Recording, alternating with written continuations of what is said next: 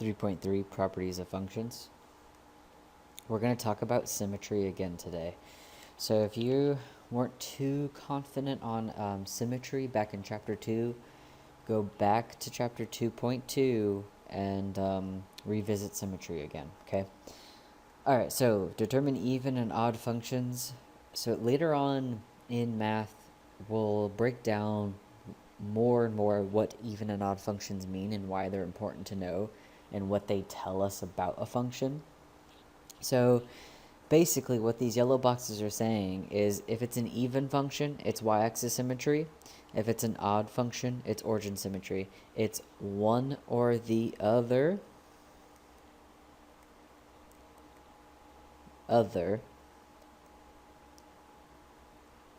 or none. So remember in symmetry you had to test all three, you just had to do all three.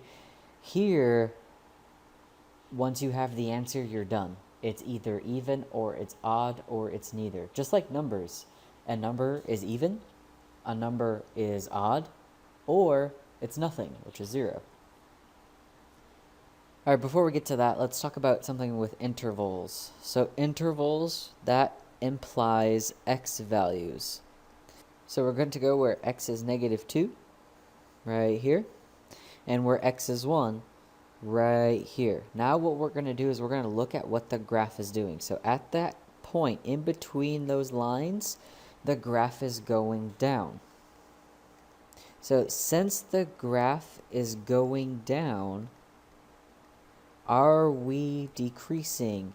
Yes, we are. That's the answer. Yes, we are decreasing right there. Remember, intervals, that implies x values. Let's determine whether each graph is the graph of an even function, an odd function, or neither. And we're going to do that using symmetry. So as a reminder, remember, even is y-axis, odd is origin. So if I fold it, I have to imagine folding each graph. So if I'm looking at this first graph right here, that first graph, which way would I fold it to make it go on top of each other? I would fold it down. You would fold it down, which is over the x-axis. Since it's over the x-axis, we would say this is x-axis symmetry. And x-axis symmetry has nothing to do with even or odd, so this would be neither. Also, we're talking about functions. We're talking about even and odd functions. Function. This isn't even a function. If you did the vertical line test, it's not even a function, so how can it be even or odd when it's not a function? All right, I'm going to go down here to that one in the middle. So which way would we fold it? I would say we fold it over this way to make it go on top of each other. And that's folding over the y-axis. So we fold it over the y-axis. So we would say that's y-axis symmetry. Since it is y-axis symmetry, we know that this is an even function. So this is an even function, just because it's symmetric with respect to the y-axis. All right, last one. Whenever it looks like an S like this, you're usually going to fold it over the origin. So we fold it over the origin. So we fold over the origin. So because of that, we would say that this is origin symmetry. And because of that, we know that this is odd. How do I remember the two? Well, it's either even and odd, and it's either origin or y-axis. So origin odd, O goes with O. By default, the other one's even and has y. But I can remember origin because origin, odd, they both start with O. Let's find even and odd functions with equations. So example 3, we're going to determine whether each of them is even, odd, or neither, and what type of symmetry it has, whether it be y-axis or origin. So part A, we have x squared minus 5. Okay, what I'm about to teach you is just a where do I start? What's the best first step you could take. It's like when you're baking something, your first step is to turn on that oven, right? So this is kind of like that equivalent. Like, what's the first step should I take that will set me up for success? It doesn't work all the time. So if we look at the exponent, it's a 2. 2 stands for even. That's an even number. So I'm going to test even. I'm going to test it with y-axis because that's what it is. Even is y-axis. And remember, y-axis, we switch the x. So we have y equals negative x squared minus 5. We simplify to get y equals x squared minus 5. And we do the same thing we did in chapter 2. That's why I said if you're not confident with symmetry, go back in chapter 2. So what we do is we compare it, and it is the same. It's the same as the original equation. So we say that this is even, and it is y-axis symmetry. That worked. We're done. It worked. We found the answer. Move on. It's not like in chapter 2 where we had to keep going. This, done. So the trick is start with that exponent. It usually works. So start with even. It worked. All right, next going on to B, we have an odd exponent. So I'm going to try odd first. So odd, remember that's origin. So origin, we switch both. So we're going to switch both in that equation. We'll have negative y equals negative x cubed minus 1. So negative x cubed, remember that's negative x times negative x times negative x. So we have negative y equals negative, negative, negative, stays negative. X times x times x, x cubed minus 1. We're not allowed to have negative y, so we multiply it. And we have y equals x cubed plus 1. You see how that didn't work? It did not work to the original equation. It didn't work. So, see, it's a trick on where to start. It's just how, because that's a lot of times in math, it's like, where do I even begin? That's why I tell you, look at the exponent, because it's going to give you a starting point. It did not work for odd. So since that is the case, we have to try even. We have to. So even, that's the y-axis. We switch x. So we have y equals negative x cubed, and we know what that is. It's y equals negative x cubed minus 1. That's not the same thing as the original. So this is neither even or odd. It is just a random graph in there. Alrighty, part C. I want you to pause it and try it on your own. Remember, look, I'll give you one hint. That's the hint. I circled the 3. Alright, I hope you tried it. If you didn't, pause it. Try it. Okay, alright, let's do this together now. So, since that is an odd exponent, I'm going to try odd first. And remember, odd, wrong color. Odd first. And since it's odd, we know that's origin symmetry. And origin, we switch both. So we have negative y equals 5 times negative x cubed, all minus negative x. You see why every time I have x, I wrap parentheses? It's so I don't mess up right here. That's why every time I have an x, I do parentheses, then I go back. It's one of the many reasons why I do that. So let's simplify. We have negative y equals negative 5x cubed plus x. We're going to multiply by negative 1. So we have y equals 5x cubed minus x. That is the same thing, so this is odd. And since it's odd, it's origin symmetry. So what I want you to do is go back to your work if you did try this and see if you got it right. Awesome. If you didn't, that's fine. You're just learning this and applying it to something new. So figure out where you messed up. I probably know. It's probably right here. It's probably that minus minus part. So every time you have a variable, put parentheses, then go back. Alrighty, part D. So part D, we have y equals, it's not y, it's f of x. We'll switch it to y. We have f of x equals absolute value of x, which is just y equals, What is the absolute value of x always? Isn't it always going to be positive x? So this is actually what we're going to be working with. We're going to be working with y equals x. So there is no exponent here, but there kind of is. There's a 1 there. There's a 1. Since there's a 1 there, let's try odd first. So odd is origin. All right, we're going to test origin. So for origin, we have negative y equals absolute value of negative x. And what's the absolute value of negative x? It's always x. So we have negative y equals positive x multiplied by negative 1. And when we do, we have y equals negative x. That's not the same thing. This is what we're going to compare it to, and it's not the same thing. So let's try even.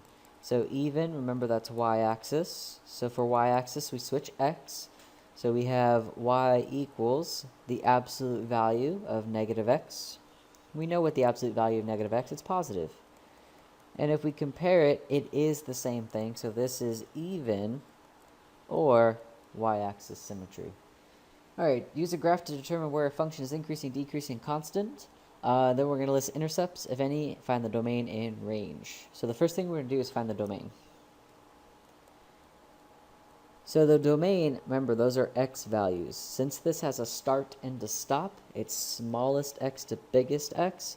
So negative 6 to positive 6. Brackets because they're closed circles.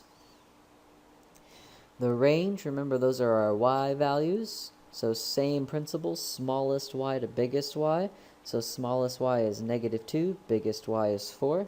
So negative 2, positive 4. Again, bracket, closed circle. Let's list our intercepts. Remember, intercepts are anything that fall on the axis. So we have x-intercepts at negative 6, 0. My bad, it's telling us to list. Remember, list just the number. So we have negative 6,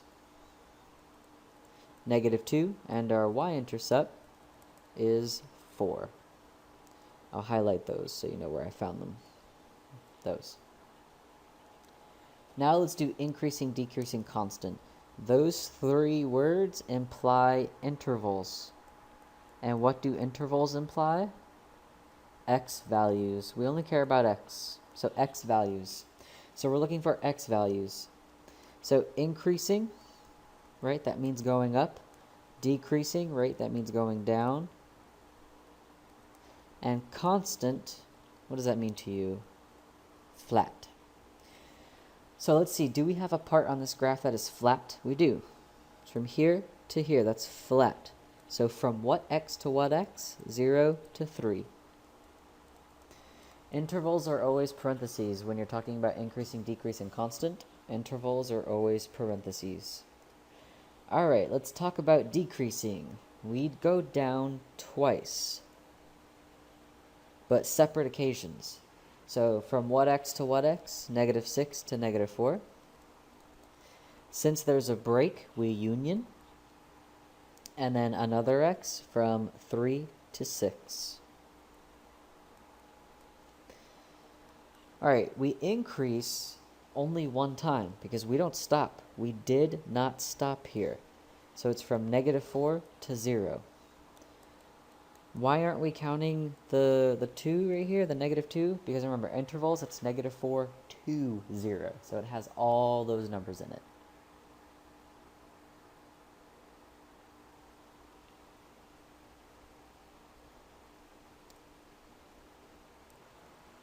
Use a graph to locate local maxima and local minima.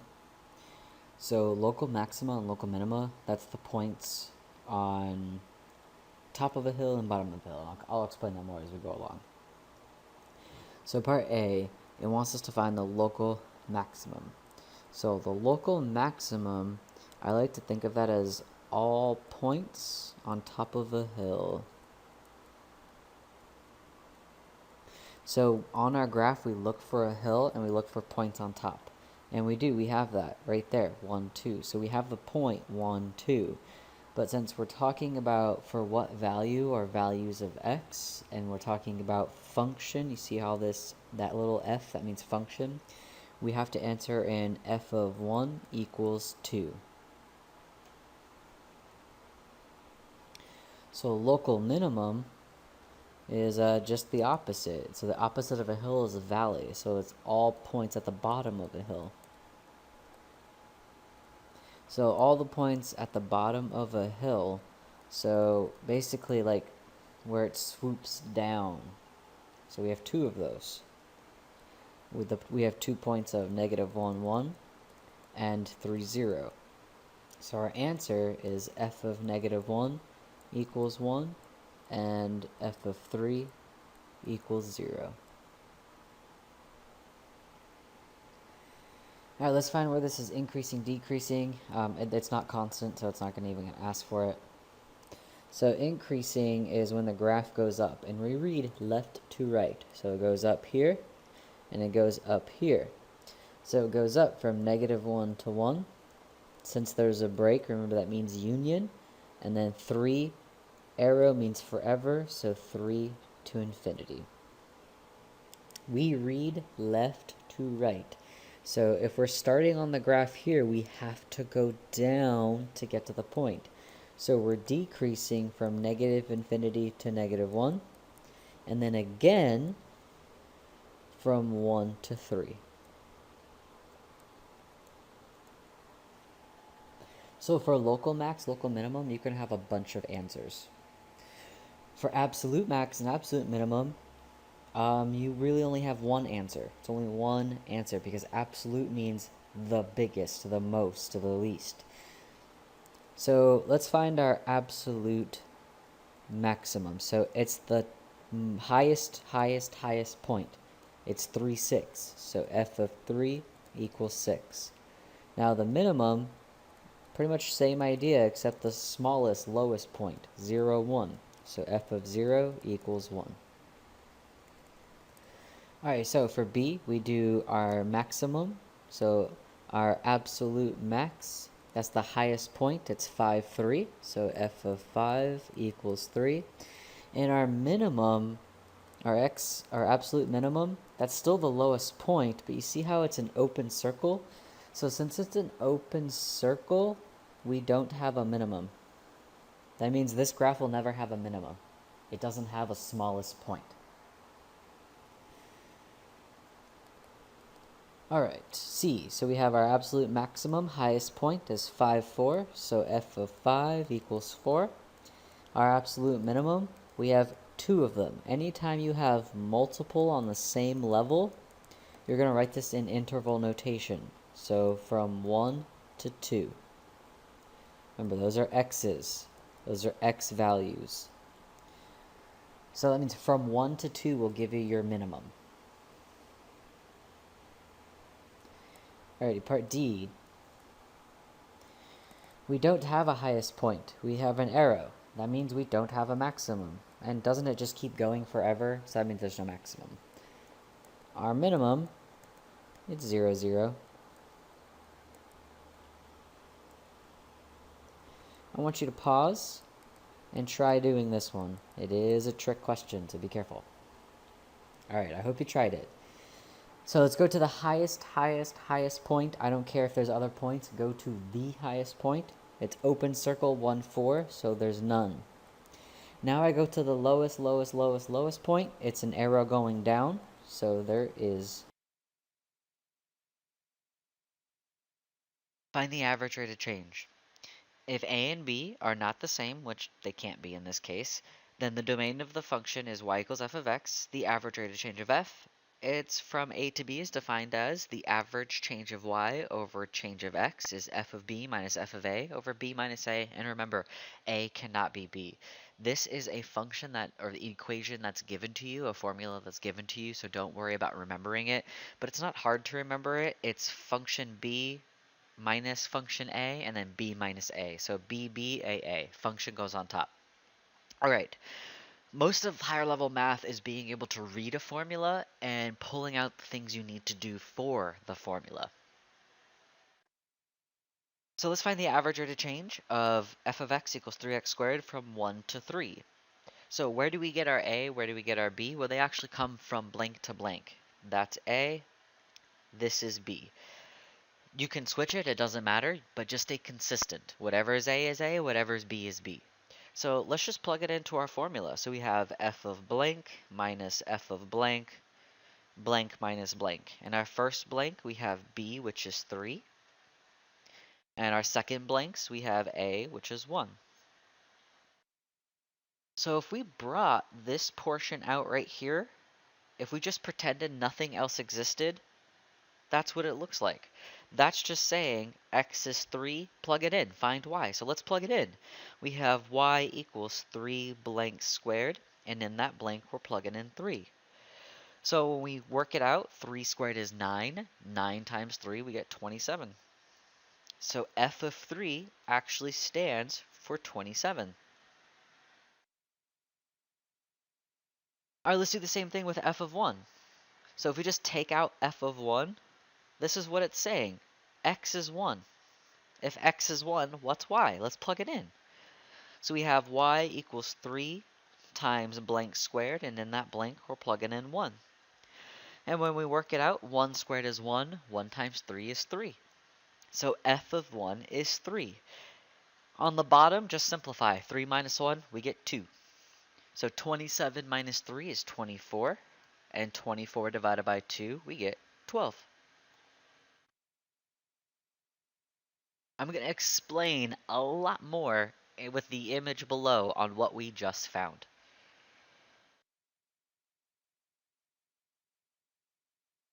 So what we just found was this graph to the left, that the change from 1 to 3 was 12.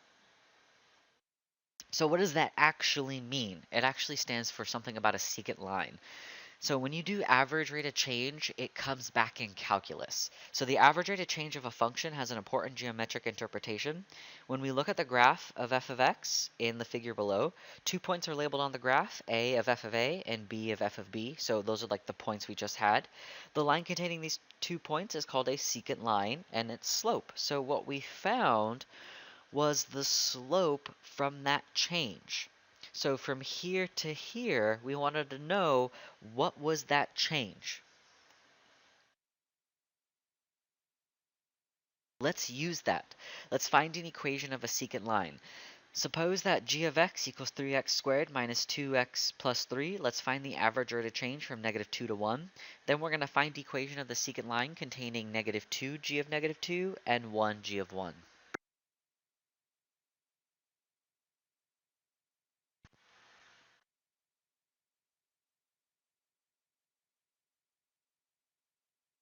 So instead of f this time we're using g, but it's okay because we know just letters are letters. It means the same thing. So if we need to find the average rate of change, we know that's g of b minus g of a over b minus a. And remember, our a or b, they come from here. Boom, a and b. You can flip-flop it. It doesn't matter what a is or b is. Just stay consistent. So let's plug it into our formula. We have g of blank minus g of blank over blank minus blank. And our first blanks, we have b, b. So let's go 1, 1. In our second blank, we have a, which stands for negative 2. Alright, so we have to do each function piece itself. So let's do g of 1. So g of 1 is just saying plug in x at 1. So we have y equals 3 blank squared minus 2 blank plus 3, and in that blank we're plugging in 1. So when we plug in g of 1, we get 4. So now we need to plug in g of negative 2. So all that is saying is x is negative 2. Plug it in. So we have y equals 3 blank squared minus 2 blank all plus 3. And we're plugging in negative 2. And when we plug in negative 2, we get 19. So for g of 1, we get 4. For g of negative 2, we get 19. And then 1 minus minus 2, that becomes plus. So now we have 1 plus 2, we get 3. Let's simplify. We get negative 15 over 3, which comes out to negative 5.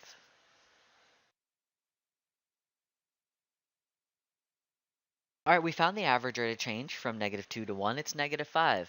Let's do part B. So find an equation of the secant line containing -2 g of -2 and 1 g of 1. So I'm just going to bring that out so we can work with it.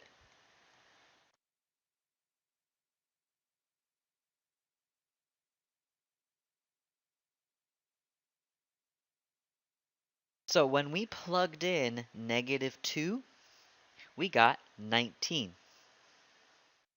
That's all that's saying. G of -2 is what you get when you plugged it in. Well, we got 19. When we plugged in 1,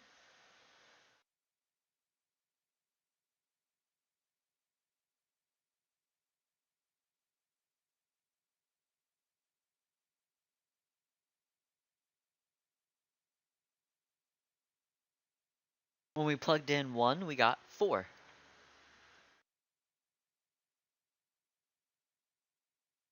So it wants us to find an equation of a secant line. Do you remember all the way back in 2.3 where I said if you ever see find equation line and you have a slope or 2 points, you're always going to be doing your y equals mx plus b.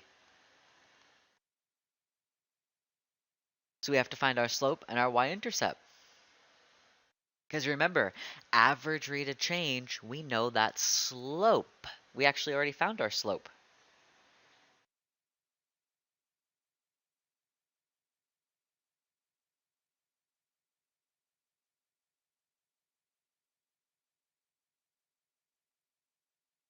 Our average rate of change, that comes from A, which was -5. You see how it says to find the average rate of change? That just means slope.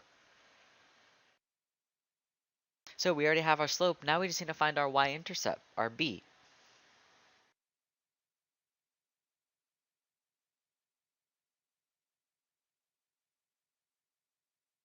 So to find that, we pick a point, any point, 1, 4, that's the easiest point to pick.